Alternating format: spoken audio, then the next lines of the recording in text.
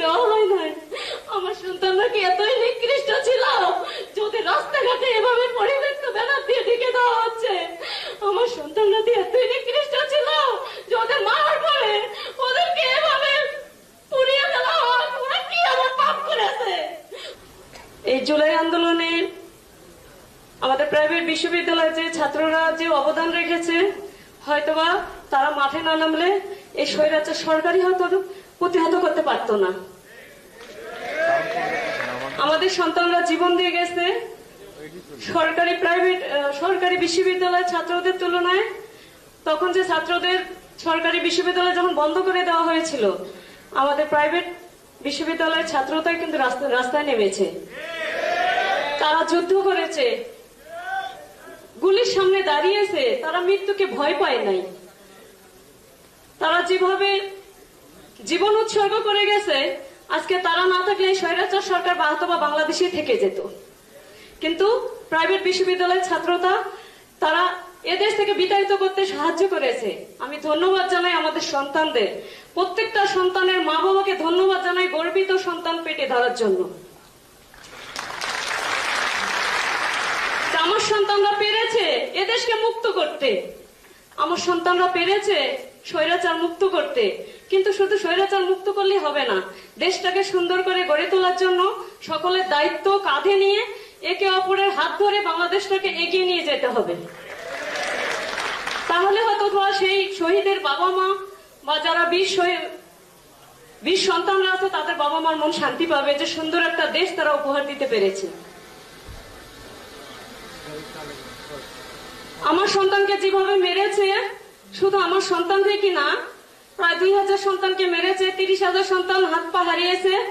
প্রত্যেকটা সন্তানের যে অবদান রয়েছে, তারা মৃত্যুকে ভয় না করে স্বৈরাচারের বিরুদ্ধে লড়েছে। আমার সন্তান যখন রাস্তায় নেমেছে, আমার একটা মাত্র ছেলেই ছিল। আমার বংশের মধ্যে একটা ছেলে ছিল, আমার বংশে আর কোনো ছেলে সন্তানই নাই। আমার দেবরেরও ছেলে সন্তান নাই, আমারও আর নাই। এই একটা সন্তানকে কেন্দ্র করে আমি ওকে রাস্তায় বের হতে দিতাম না। আমি ওকে সারাক্ষণ বলতাম যে বাবা তুমি বাইরে যেও না, বাইরে গ্যাঞ্জাম হইতেছে, তোমার বাইরে যাওয়ার দরকার নাই। সে আমাকে ভিডিও ফুটেজ বের করে দেখায় যে আম্মু তুমি কি পাগল হয়ে গেছো? আম্মু দেখছো মানুষের বাবা মা সহ রাস্তায় নেমেছে, তুমি আমাকে ঘরে আটকে রাখতে চাও কেন আম্মু? আমি তো ঘরে থাকতে পারবো না। আমার ছেলে সিটি ইউনিভার্সিটি লেখাপড়াকালীন আমি আমার সন্তানকে হয়তোবা আর্থিকভাবে অসচ্ছল ছিলাম। আমার সন্তান অনেক কষ্ট করে লেখাপড়া করেছে, সে পাশাপাশি টেস্টিটিতে জব করতো। ও ফ্যান্টাসি কিংডমে 1 বছর জব করেছে, 1.5 বছর জব করেছে। ওখানে লেখাপড়ার সুযোগ ওইভাবে পাইতো না বিধায় সে পরে ওখান থেকে চাকরি ছেড়ে দিয়ে টেস্টিটিতে চাকরি করতো। সে রানিং অবস্থায় সে শহীদ হয়েছে। সে আশুলিয়াতে ছিল, ব্রাঞ্চের ওখান থেকে পরে কাঠগড়াতে তাকে ট্রান্সফার দেওয়া হয়। সে কাঠগড়া থাকা অবস্থায় আমার ছেলে শহীদ হন। কিন্তু আমার ছেলে হয়তোবা আপনাদের মতো সব সময় রাস্তায় থাকতে পারে নাই। সে যখন ডিউটি করতো তখন যেতে পারে নাই। কিন্তু সে যে একটা বাংলাদেশের জন্য অবদান রেখেছে, সে আমাকে মিথ্যা কথা বলতো। আম্মু সজল তো 2 শিফটে ডিউটি করতো, সকাল 7টা থেকে 2টা এবং 2টা থেকে রাত 11টা। সে 1 শিফটে ডিউটি করে আমাকে বলতো যে আম্মু আজকে কিন্তু আমার একটাই ছুটি হবে, আমি কিন্তু বাসায় আসতে পারবো না। পরে যখন ওর সময় চলে যাচ্ছিল, ফোন দিচ্ছিলাম যে বাবা তুমি কোথায়? আম্মু আমি তো শাহবাগ এসেছি। ওর বউকে বলতে নিষেধ করে যে আফরিনকে তুমি জানাই না, বাসায় গেলে ঝগড়া করবে। আমি কিন্তু আন্দোলনে এসেছি মা, তুমি বাসায় গিয়ে বলো না। আমি বাসায় গিয়ে বৌমাকে বলছি যে ওর 11টায় ছুটি হবে, আস্তে আস্তে হয়তো 1টা বাজবে। এরকম মিথ্যা কথা বলে 1 শিফটে ডিউটি করতো, আর 1 শিফটে আন্দোলন করতো। আন্দোলন করে 4 তারিখে যখন বাইপেলে ছিল, ওকে সেদিন ছোড়াগুলি লেগেছিল। ও রাত্রে আসলো, আমি মাছ কাটতেছিলাম, এসে আমাকে বলতেছে আম্মু তুমি তো রাগ করবে না? আমাকে বাবা বলো তুমি কি বলতে চাও? আমি তো আন্দোলনে গিয়েছিলাম, কয়েকটা ভিডিও আছে, তুমি ভিডিওটা নাও আর ছবিগুলো নাও। এই বলে আমি বললাম যে আমি তো নিতে পারি না। তুমি বলো যে তাহলে পার করে দিচ্ছি, তোমার মোবাইলটা আমাকে দাও। তখন ওর পতাকা হাতে ভিডিও এবং ছবিগুলো আমাকে পার করে দিল। দেওয়ার পরে আমার সাথে কথা হলো, সে রাত 9টায়। তো আমাকে বললো যে আম্মু নাপা ট্যাবলেট থাকলে দাও, আমার গায়ে গুলি লেগেছে, তো আমি একটু শরীর ব্যথা করতেছে, খেয়ে আমি ঘুমাবো। পরে আমি নাপা দিলাম, নাপা খেয়ে সে ঘুমাই গেছে। এই ছিল আমার সাথে ছেলের লাস্ট কথা। পরদিন সকালে আমি একজন মেডিকেল স্টাফ, আমি আশুলিয়া নারী ও শিশু হাসপাতালে চাকরি করি। আমি সকালে যখন ডিউটিতে যাব তখন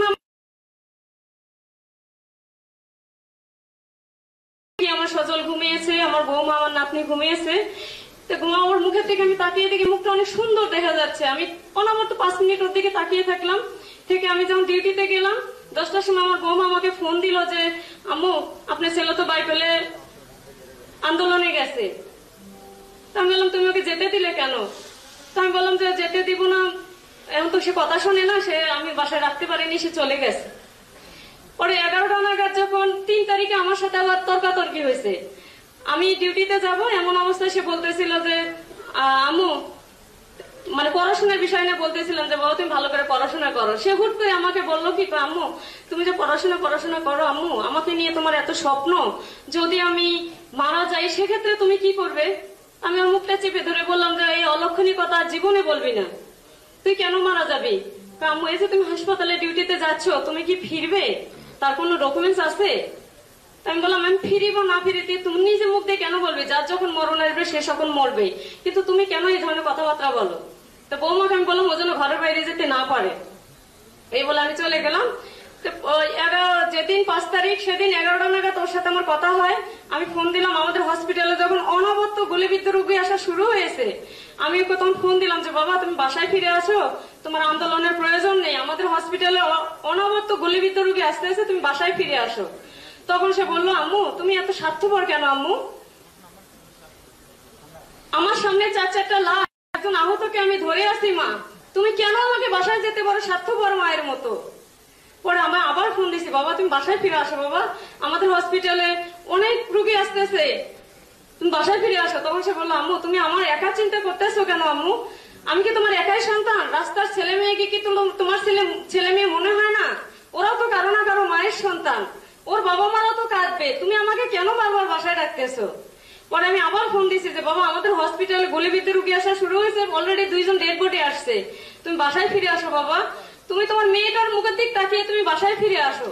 তখন সে বললো যে আম্মু আমি বাসায় ফিরে যেতে পারবো না। তো বললাম বাবা তুমি আমার একটা মাত্র সন্তান, তোমাকে নিয়ে আমার অনেক বড় স্বপ্ন, তুমি ইঞ্জিনিয়ার হবে আমার অনেক বড় স্বপ্ন, তুমি বাসায় ফিরে আসো, তুমি আমার স্বপ্ন নষ্ট করো না। তখন বলো আম্মু তোমার এক সন্তান যদি মারা যায় 1000 সন্তান তোমার পাশে দাঁড়াবে। আমি একটা বলতেছি সে একটা বলতেছে, কিন্তু আমি ওকে বুঝ দিতে পারতেছি না।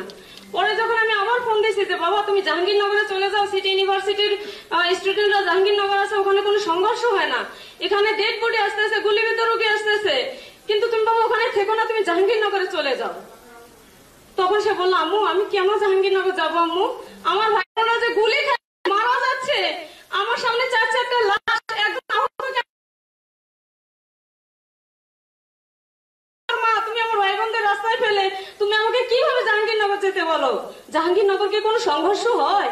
সেখানে কি কারো হেল্পের প্রয়োজন আছে? আমি তো ওখানে যেতে পারবো না আম্মু। কিন্তু একটা আশ্চর্যজনক বিষয় হলো যে সেদিন আমি সারাদিন দেখেছি যে রিক্সাওয়ালারা সেদিন অ্যাম্বুলেন্সের কাজ করেছে, আমি যতগুলো পেশেন্ট পেয়েছি সব রিক্সাওয়ালারা নিয়ে গেছে। আমি সেলেক্ট জানাই রিক্সাওয়ালাদের যে তারা আমাদের সন্তানদের বাঁচিয়ে দিয়েছে, তাদের ওসিলায় আমাদের সন্তানরা অনেকে এখনো জীবিত আছে, তারা যদি সময় মতো পৌঁছে দিতে না পারতো হয়তো আমার সন্তানরা তাদের মায়ের বুকে ফিরে যেতে পারতো না। ওরে আমি যখন ফোন দিয়েছি, লাস্ট ফোন দিলাম, আমি অনবরত ফোন দিচ্ছি, এক হাতে গুলিবিদ্ধ রোগী টানি, আপনারা কেউ দেখেছেন কিনা আমি জানি না, আমি একজন মেডিকেল স্টাফ, এখানে গুলি লেগেছে এতখানি করে ফাঁকা, বুকে গুলি লেগেছে এতখানি করে ফাঁকা, হাতে গুলি লেগেছে হাত পুরোটাই শেষ, কেটে ফেলতে হবে, পায়ে গুলি লেগেছে পা পুরোটাই কেটে ফেলতে হবে, এমন ভয়াবহ অবস্থা, কিন্তু সে জীবিত আছে। সে বলছে আন্টি আমাদের জন্য দোয়া করেন, হয়তো আমরা বাঁচবো না।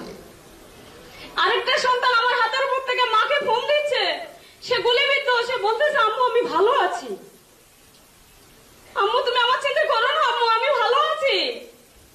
এই যে ভয়াবহ দৃশ্যগুলো দেখে আমি আমার ছেলের কাছে অনবরত ফোন দিচ্ছি, কিন্তু আমার ছেলেকে আমি ফেরাইতে পারতেছি না, আমার মনের আবেগগুলো আমি বলতেছি, কিন্তু ছেলেকে আমি আনতে পারতেছি না।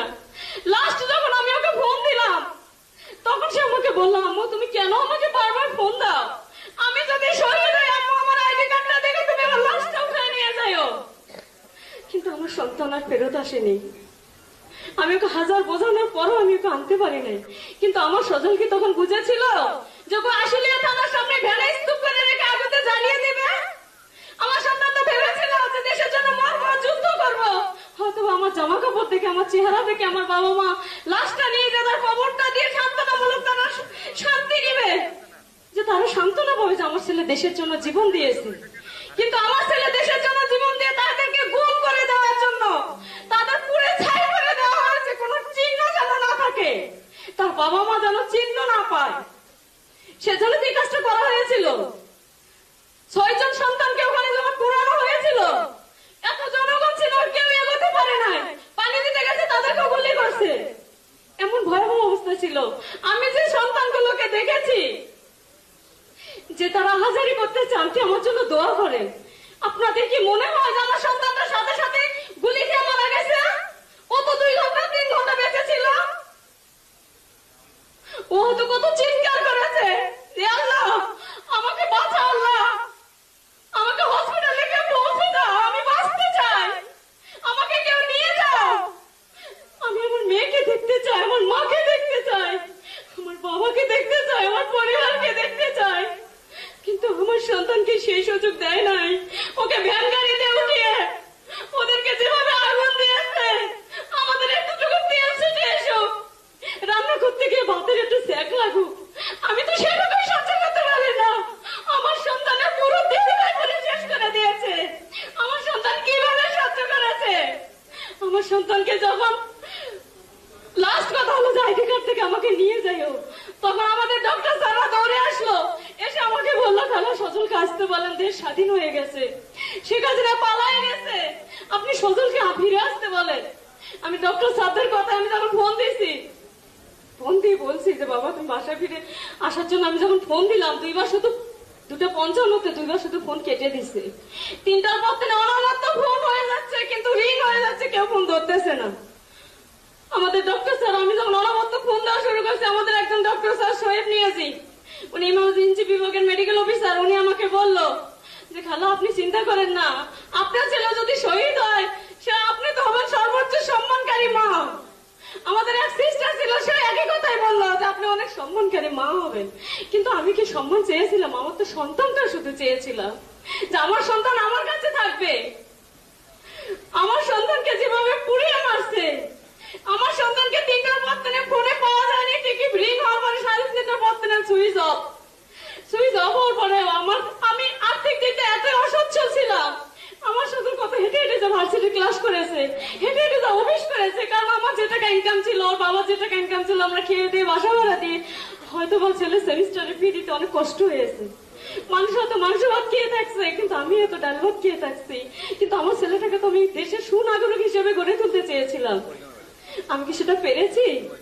ওকে যখন 4:50 থেকে 5:20 পর্যন্ত অনলাইনে পাওয়া গেছিল, আমার কাছে টাকা চেয়ে নিয়েছিল, আমার 20টা টাকা দাও, আমি সিম কার্ডে মিনিট কার্ড ভরবো, কিন্তু আমার ছেলে ভরার সুযোগ পায় নাই। সেদিন 5 তারিখ ছিল, সারাদিন শুধু আমি কল দিয়েছি, আমি একবারও স্মরণ করি নাই যে আমার ছেলেটা কেন আমাকে ফোন দিচ্ছে না। কিন্তু ও যে টাকা নিয়ে গেছিল, টাকা ভরতে পারে নাই, না করার কারণে সে ভ্যান গাড়িতে যখন ছিল, সে জীবিত অবস্থায় ছিল। ও যখন ফোনটা হাতে নিয়েছে ফেসবুকে কোনো কিছু জানানোর জন্য, লাশের উপরে লাশ যখন উঠাই দিয়েছে, আমার সন্তান তখন লেখার সুযোগটাও হারিয়ে ফেলেছে। তার কাছে ফোনটা হাতে নিয়েছে ফেসবুকে কোনো কিছু জানানোর জন্য, লাশের উপরে লাশ যখন উঠাই দিয়েছে, আমার সন্তান তখন লেখার সুযোগটাও হারিয়ে ফেলেছে।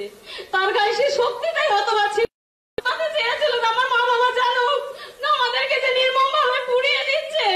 হয়তো আমার মা বাবা পাগল হয়ে যাবে আমাকে খুঁজতে খুঁজতে।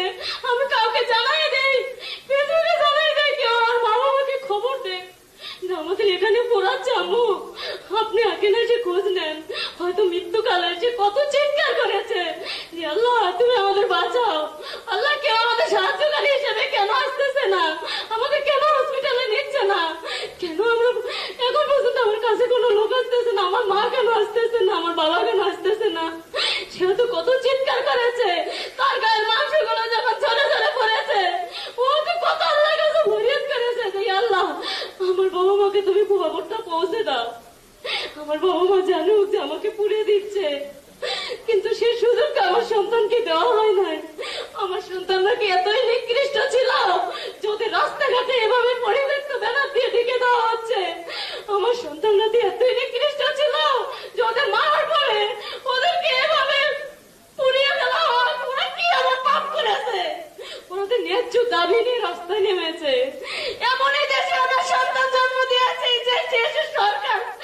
আমার সন্তানের নিরাপত্তাটাই দিতে পারে নাই। আমি লজ্জিত মা, আমার সন্তানের নিরাপত্তা আমি কেন দিতে পারলাম না। আমি ব্যর্থ মা হয়ে গেলাম। আমি আমার সন্তানকে ঘরে রাখতে পারি নাই। আমার সন্তানকে নির্মম ভাবে হত্যা করেছে। আমার সন্তানদের কি অপরাধ ছিল? ওরা তো দেশের কাজেই নামছে, ন্যায্য অধিকারের জন্যই নামছে। সে ন্যায্য অধিকার ওদের কেন দেওয়া হলো না? আজকেও তো আমাদের সবাই খোঁজ খবর নিচ্ছে। রাকিবুল ইসলাম বিন্দু ওরা সবাই গেছিল আমার কাছে, ঠিক আছে, কিন্তু আমি সার্বিক যে খোঁজ খবর নেওয়া আমি এটা চাই না। আমি শুধু এই সার্বিক খোঁজ খবর নেওয়ার আগে আমি চাই আমার সন্তান হত্যার বিচার। আমার সন্তানকে যেভাবে মেরেছে জীবন্ত অবস্থায় এই স্বৈরাচার খুনি হাসিনা সহ তার দোষরদের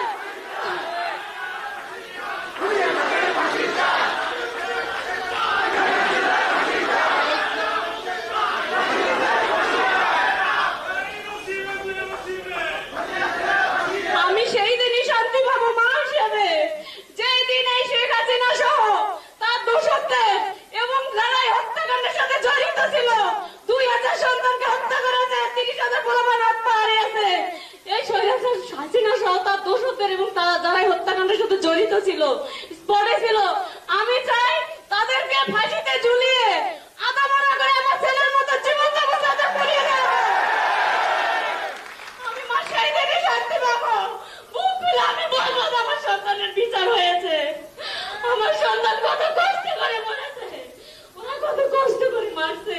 ওরা আমার সন্তানকে উঠে দাঁড়ানোর সুযোগ দেয় নাই, হসপিটালে যাওয়ার সুযোগ দেয় নাই। আমার ছেলেটা কতই না কান্না করেছে, কতই না আল্লাহর কাছে ফরিয়াদ করেছে, আরে স্বৈরাচার সরকার তুই আমার সন্তানকে গুম করে দেওয়াচ্ছে না, এত কিছু খুঁজে পাচ্ছিলাম না। 5টা পত্রিকার বন্ধু বান্ধব ভাই পেলাম, সবাই ঢোকার চেষ্টা করেছে কিন্তু অনবরত গুলির কারণে ঢুকতে পারে নাই। রাত 10টা পর্যন্ত সেখানে গোলাগুলি চলছিল কিন্তু ওখানে কেউ ঢুকতে পারে নাই। লাস্ট সেনা সবার ক্যান্টনমেন্ট থেকে সেনাবাহিনী গিয়ে তারা 2 জন আহত হওয়ার পরও সেই ছাত্রলীগ পুলিশ লীগ ধরে নিয়ে যে সবার ক্যান্টনমেন্টে রাখা হলো, সেই আসামিগুলোকে কোথায় নিয়ে গেল? সেই আসামিগুলোকে কে নিরাপত্তা দিয়েছে? সেই নিরাপত্তাগুলো সেই আসামিগুলোকে নিরাপত্তা কে দিল? সেই আসামিগুলোকে খুঁজে বের করেন আপনারা। আমার সন্তানকে যেভাবে মেরেছে আমি মা হিসেবে সহ্য করতে পারি না। ওর বাবা ঢাকা মেডিকেল, সরতি, পঙ্গু, আশেপাশে যত হসপিটাল আছে ওর কাকা সহ খুঁজেছে কিন্তু কোথাও আমার সন্তানকে পায় নাই। কোথাও আমার সন্তানের বেওয়ারিশ লাশ উল্টে পাল্টে দেখেছে, কোথাও আমার সন্তানের লাশ খুঁজে পায় নাই। আমি ছিলাম একা।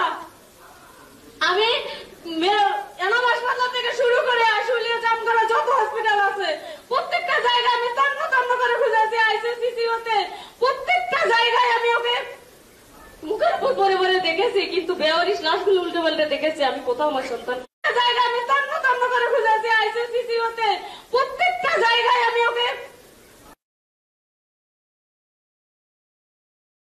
আমার সন্তানকে জানতি।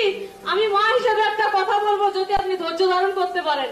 আমি বললাম বাবা বলো, আমার সন্তানকে পাওয়ার জন্য আমি সব ত্যাগ স্বীকার করতে বাধ্য আছি। তখন সে বললো জানকি আশুলিয়া থানার সামনে আপনার সন্তানকে যখন কোথাও পাচ্ছেন না, আশুলিয়া থানার সামনে আপনারা খোঁজ নেন, হয়তো আপনার সন্তানকে উঠায় পেতে পারে। তখন আমি বললাম যে বাবা ঠিক আছে আমি ওখানে যাবো। তখন তারা বললো যে না ও আপনি ওখানে যাইয়েন না, এখন সেনাবাহিনীর তত্ত্বাবধানে আছে, আপনি কাল সকালে আসেন। আমি বাসায় গেছি, তাহাজ্জুদ নামাজ পড়ছি, ফজর নামাজ পড়ছি, নফল নামাজ পড়ে আমি সেজদা থেকে উঠি নাই। আল্লাহর কাছে কত আচ্ছা যদি কথা বলতে না তাহলে তো হবে না, আমাকে কথা বলার সুযোগ দিতে হবে তো না। আমি তো বাসায় গিয়ে যখন তাহাজ্জুদ নামাজ পড়ছি আল্লাহর কাছে আমি সেজদা থেকে উঠি নাই। আমি আল্লাহর কাছে বলেছি যে আল্লাহ আমার সন্তান যদি জীবিত অবস্থায় থাকে তুমি আমাকে সশরীরে ফিরিয়ে দাও, আর যদি মৃত অবস্থায় থাকে তাহলে আমার সন্তানের লাশগুলো আমাকে ফিরিয়ে দাও। আমার সন্তানকে আমি যখন কোথাও পাচ্ছিলাম না, সকালে আমি গেছি বাই পাইলে আমি নিজের হাতে ছবি উঠাইছি। ওর পায়ে যে জুতো ছিল, ওর পায়ে মাংস ছিল না, শুধু হাড় ছিল পায়ে। সেই হাড়ের সাথে একটা জুতো ছিল এভাবে ঝুলানো, কারো আঙ্গুল দিয়ে টাচ দিলে পড়ে যাবে। এমন তো অবস্থা যখন দেখছি তখন আমি শান্তকে জড়াই ধরে বলছি যে বাবা সজল খেয়ার কোথাও খুঁজতে হবে না, সজল এর মধ্যে পাওয়া যাবে। তখন আমি ওখানে ছবি টবি উঠাইলাম। তখন আমি যখন কান্নাকাটি করতেছিলাম ওর বন্ধুরা 5 জন ওখানে স্টিল ছিল। সেই 5 জন বন্ধুর মধ্যে একজন বন্ধু আমাকে 4:30 নাগাদ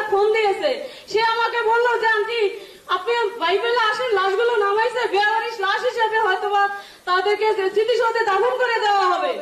আমি শোনা মাত্রই আমার বৌমা, আমি এবং আমার মেয়ে বাইবেলে গেছি। সেনাবাহিনী আমাকে তখন বললো যে আন্টি আপনার কে হারিয়ে গেছে? আমি বললাম যে আমার ছেলে হারিয়ে গেছে। তখন সে বললো যে আপনি ভিতরে যান।